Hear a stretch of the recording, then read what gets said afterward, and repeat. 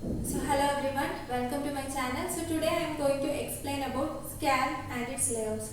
The scalp and its layer usually asked us 10-mark question. Okay, now we'll see what is scalp. Scalp, how can I define? So scalp means it is a soft tissue which is covering the calvaria or skull cap. So soft tissue which is covering the skull cap is called as scalp. Moving on to the extension of the scalp, it extends anteriorly to the supraorbital margin. In the diagram, you can see the labeled part, that is the supraorbital margin.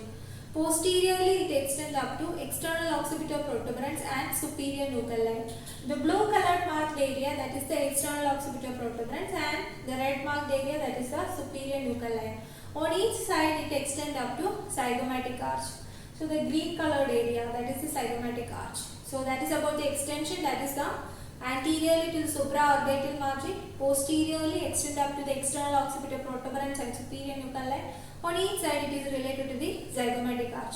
Now moving on to the layers of the scalp. It consists of 5 layers and the 5 layers can be easily memorized by remembering the mnemonic by using the initial letters of the word scalp.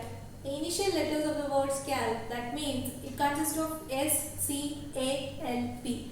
So the S stands for skin, C stands for connective tissue, A stands for aponeurosis, L stands for loose areolar tissue, and P stands for pericranium.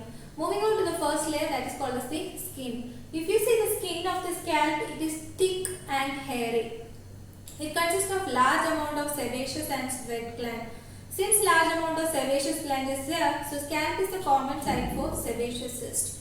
In the diagram, you can see the person is suffering from sebaceous cyst. Moving on to the second layer, that is the connective tissue layer. This connective tissue layer mainly consists of a closed network of fibrofatty tissue, which connect the overlying skin to the underlying epicranial aponeurosis and epicranius muscle. So that means this layer connecting the skin to the aponeurosis. The fibrofatty tissue consists of large amount of blood vessels and nerves of the scalp. That means it acts as a passage for blood vessels and nerves. You can see even the anastomosis of blood vessels also here. So the walls of the vessels are attached to this fibrous network. So in case any torn or bleeding happens, the walls will be unable to retract because the wall fibrous tissue is attached to the wall, and however bleeding can be arrested by putting pressure against this underlying bone. So that is about the connective tissue. Moving on to the next one, that is called as the aponeurosis. So what is this aponeurosis? The aponeurosis layer consists of epicranial aponeurosis and a muscle called as epicranius muscle. First we'll see what is epicranius muscle.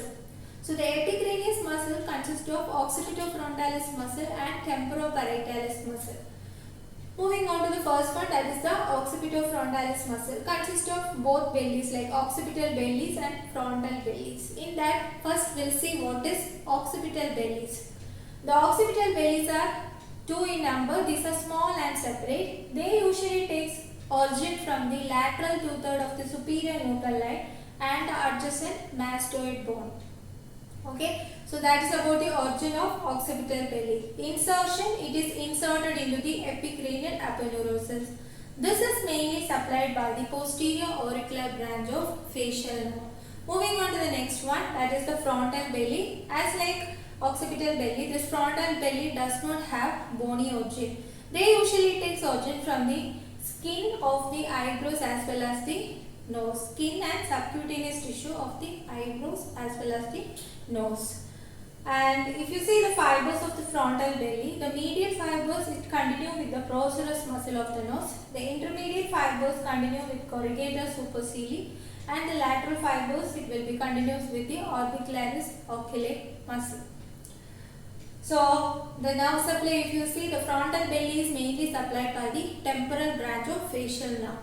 So that is about the occipital belly and frontal bellies. Now what is the action of these bellies? So the alternative contraction of occipital and frontal belly, it moves the scalp forward and backward. If the frontal belly acting from above, it raises your eyebrows. If it is acting from below, it causes transverse wrinkles. So that's about the occipitofrontalis muscle.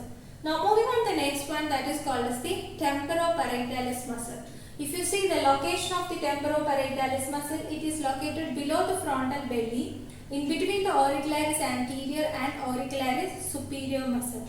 So in between this you can see the temporoparaetalis muscle. So origin of the muscle from the epicranial aponeurosis, insertion to the root of the auricle. Since it is attached to the root of the auricle, the main action is it raises the auricle, and the nerve supply, it is also supplied by the temporal branch of facial nerve. So that is about the epicranius muscle, which includes the occipitofrontalis and temporoparaetalis muscle. Now moving on to the aponeurosis, that is the epicranial aponeurosis. Epicranial aponeurosis, if you see, it is a sheet of fibrous tissue which connects the occipital belly and frontal belly.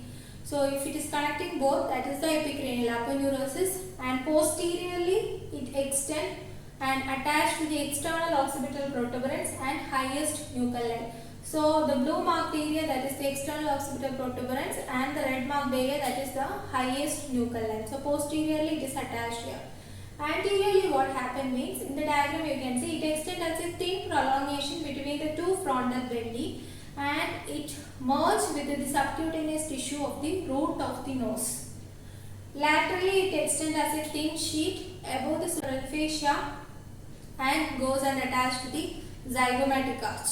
Okay, so that is about the epicranial aponeurosis. This temporal extension of the epicranial aponeurosis, it provides attachment to auricularis anterior, auricularis superior, these are the auricular muscle, as well as the temporoparaetalis muscle. So that is about the epicranial aponeurosis, which is the third layer.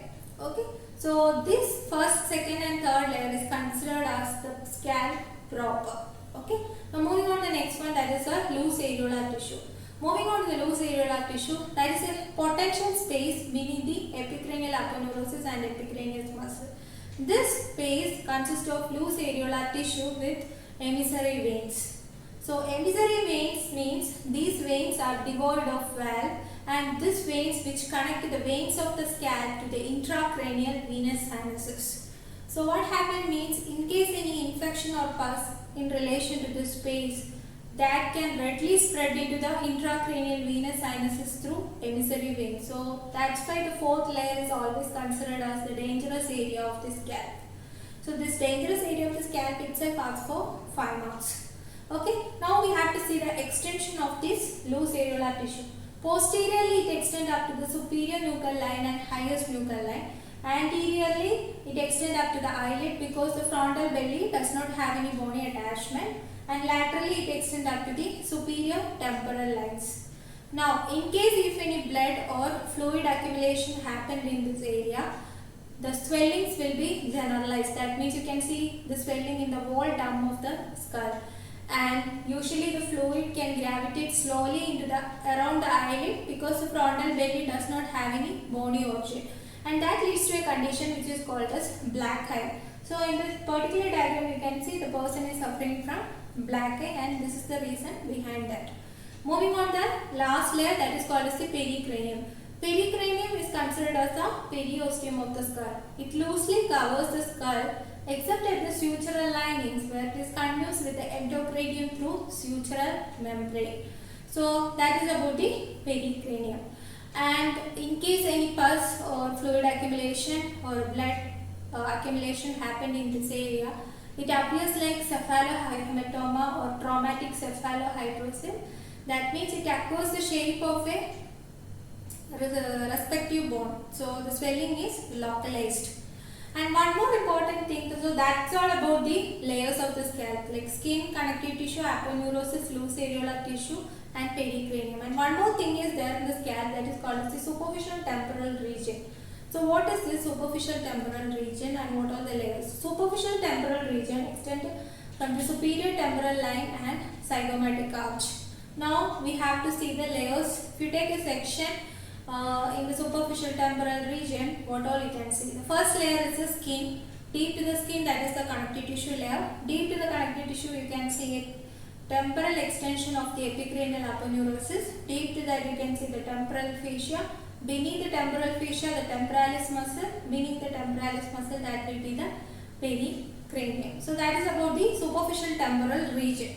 So that's all about the scalp and the layers of the scalp. That's all about today's video, and the next video I'll be talking about the blood supply of scalp, which include the arterial and venous supply, then the lymphatic drainage and nerve supply, and few clinical aspects coming in relation with the scalp. So thank you so much.